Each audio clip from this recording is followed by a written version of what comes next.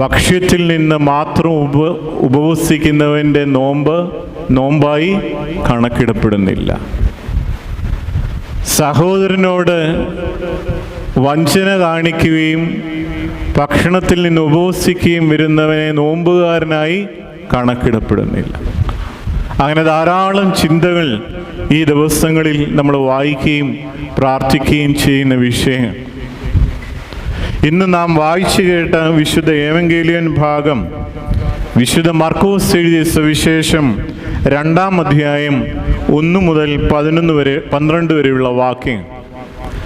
എല്ലാ വർഷവും നമ്മൾ വായിച്ചു കേൾക്കുന്ന വേദഭാഗം. കർത്താവ് ഒരു ഭവനത്തിൽ ആയിരുന്നു, കഫർനഹൂമിലെ ഒരു ഭവനത്തിൽ. കർത്താവ് അവിടെ ഉണ്ടെന്ന് അറിഞ്ഞിട്ട് അനേകം ആളുകൾ അവിടെ തിങ്ങിക്കൂടുകയും